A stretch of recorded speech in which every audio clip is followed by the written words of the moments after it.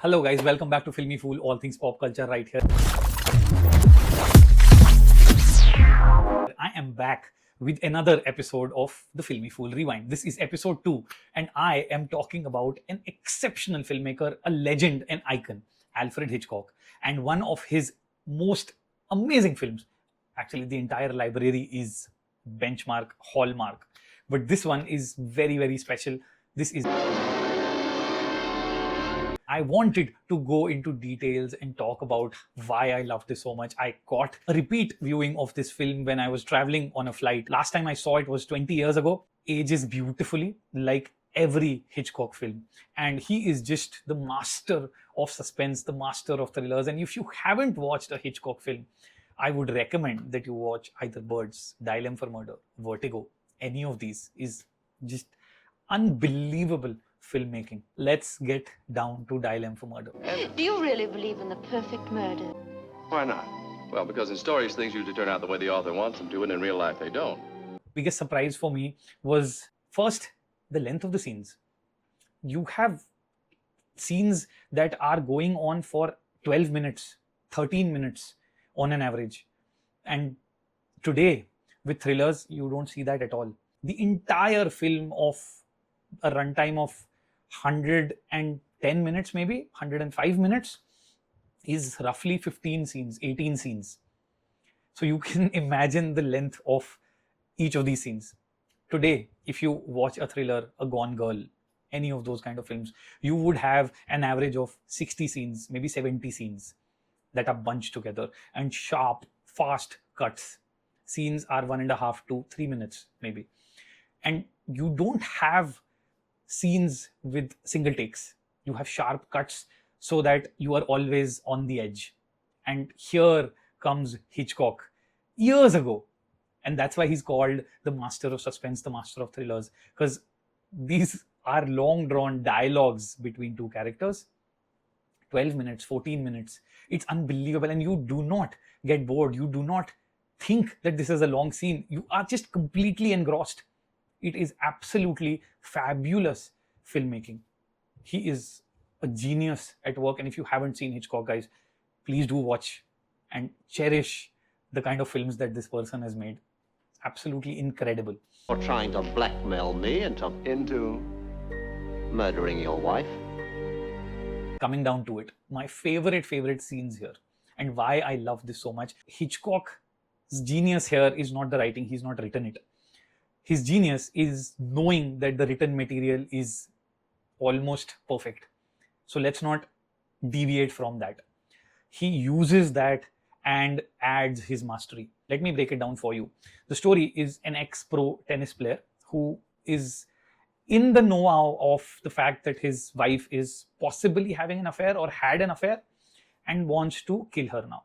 He schemes, he plots, and he's thought of every little detail. Now, this scene that I'm talking about is him describing this to another person on how he's thought about doing this. It is a long drawn scene. The other character is asked a couple of questions, but otherwise it's largely a monologue and you do not feel it.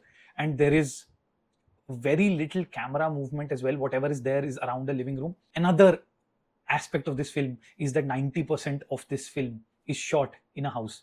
And that living room is a living, breathing character as well. That's the beauty of Hitchcock.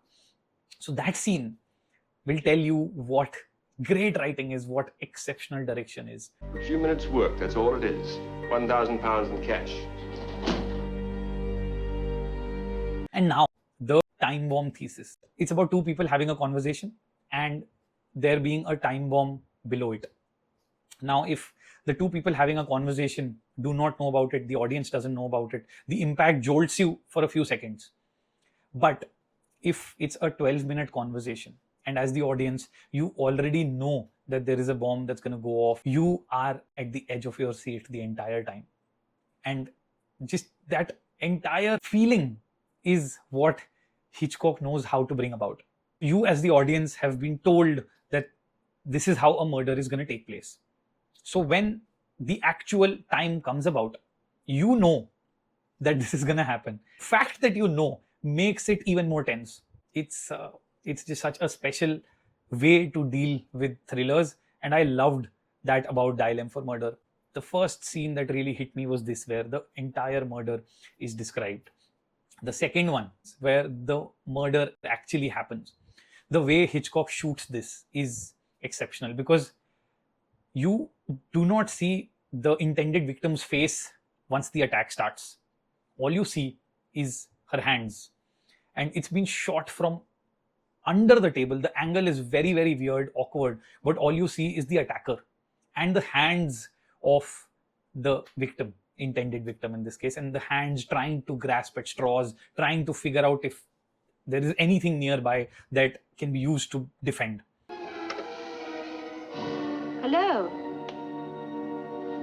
That is exceptional direction. That entire thing, how it's set up, how it goes about, perfect. Scene number 3 that I love is when the tennis pro comes home. He's already in the know of the fact that his plan has not worked. It's failed.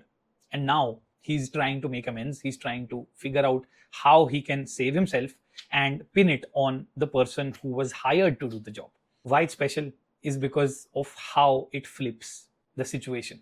The entire time you as the audience almost convinced that he wants to save himself and wants to pin it on the person who was attacking. And there is a very innocuous statement given. You don't think much of it. But eventually, when the time comes, you realize the importance of that dialogue and everything else that he's done to cover his tracks. It is fantastic writing. Absolutely brilliant. And the last scene is the big climax. The way that's written, the way that comes together, all the characters again shot within the house. It's absolutely fabulous. This is a film that should be in the library, should be studied, and possibly is. I loved all of Hitchcock films that I've seen over the years, and the fact that I was able to rewind, go back to Dial M for Murder was just so damn special. Alfred Hitchcock. This is some exceptional filmmaking. If you haven't seen Hitchcock films, go ahead and watch it, and Dial M for Murder could possibly be a great start to that. I would highly recommend that you go watch Dial M for Murder, celebrate this man who is such a genius, such a master of suspense. There's no one like him, not now, not ever. Alfred Hitchcock, hats off to you. This is FilmyFool Rewind. All things pop culture right here, guys. Until next time, take care, bye-bye. And if you've watched till here, please do subscribe, share, and let your friends know. It would mean so much to have all of you guys with me on this journey. Take care. See you.